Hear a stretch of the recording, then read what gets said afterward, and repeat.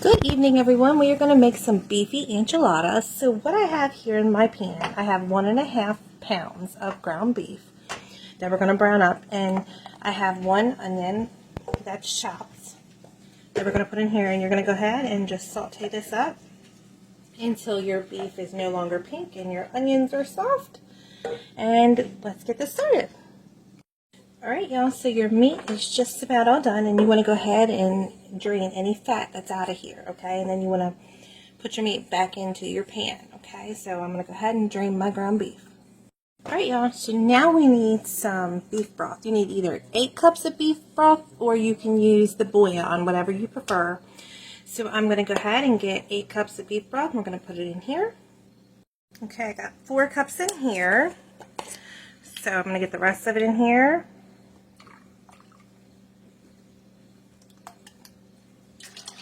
6 cups. Now, if you don't have beef broth, you can use beef stock. That works just as well. I use either or. Whatever I have is what I use.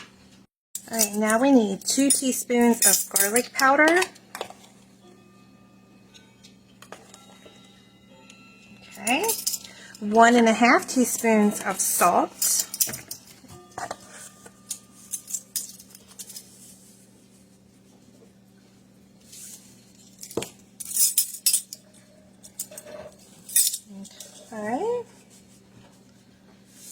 Alright, now we need 1 teaspoon of black pepper.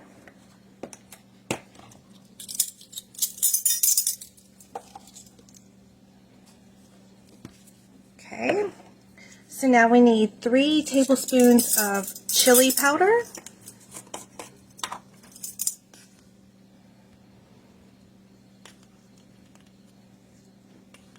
Okay, now we need 1 tablespoon of cumin.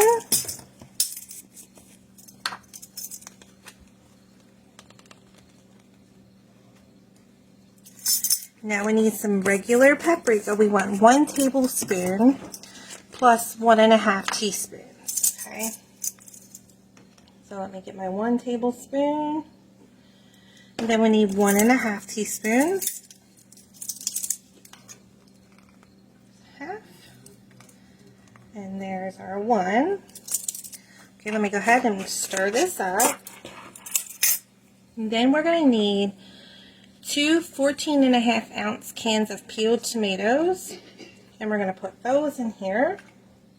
Also, you need 2 cans of whole tomatoes. Okay, these are 14.5. So we're going to go ahead and dump those in there. Okay, let's do your other one. And now you'll just slowly break these down. Now what you want to do is you want to cook this and simmer this for an hour, okay, with the lid off. But you just want to go ahead and stir throughout, and the tomatoes will break down. And then you can just smush them on the side. Okay, so we're going to go ahead and simmer this for an hour. Alright, y'all, so now you want 6 cups of cheese. I'm going to use 4 cups of mild cheddar and 3 cups of triple cheddar. And you want to go ahead and put them all in a bowl. And you're going to mix this up with 1 large onion. Here's our 1 onion. You want to put that in here, and then you want to stir all your cheeses and your onion together. You want to go ahead and just toss this together, and you want about, let's see, probably about 16 tortillas, and the flour tortillas. And then we're going to go ahead and put some oil in a pan and fry them about 2 to 3 seconds on each side just to soften up. Alright, y'all, you want to take a little bit of vegetable oil and put it in the bottom of a skillet. And you want to turn your heat on. And we're going to take the flour tortillas and we're going to cook them on each side just for 2 to 3 seconds just to soften them up so we can put our cheeses and stuff inside. Alright, y'all, so you just want to go ahead and you want to take your tortilla and put it down in your oil. Let it puff up just a tiny bit. Like I said, just a few seconds, no longer than 3. Then you want to go ahead and you want to flip it on that side, 3 seconds. Then you want to drain these on a paper towel. It's just to soften them up. Okay, and then I'm going to go ahead and finish the rest of these. Y'all, so you want to take your cheese mixture with your onions and you want to put it in the center of your tortilla. Okay, and then you want to roll it up and seam side down. You want to put it in a 9 by 13 baking dish. Okay, so you want to put it in there and you want to go ahead and just roll it up, and then you want to put the seam side down. As I lose some filling, I go ahead and do this with the rest of them. You want to put it in the center. You want to roll it, and you want to put it in your 9 by 13 baking dish. Now you'll have some of the cheese left over because that's going to be for the top when we put it in the oven. Okay, so let's go ahead and try to roll these up. Seam side down. Alright, let's go with the next ones. Alright, y'all, so I got 10 of them in here, and this calls for 2 9 by 13 pans. So you can cut down the cheese and cut down the meat sauce if you want, but it really doesn't make that many. So I have a family of 6, so I have to do both sets of pans. So we're going to go ahead and get the other pan. We're going to wait for our meat sauce and we're going to put that over top. Alright, y'all, so we're going to go ahead and make a thickening to put in our sauce to thicken that up. This is a 1/3 cup of cornstarch, and then you're going to need a 1/3 cup of water.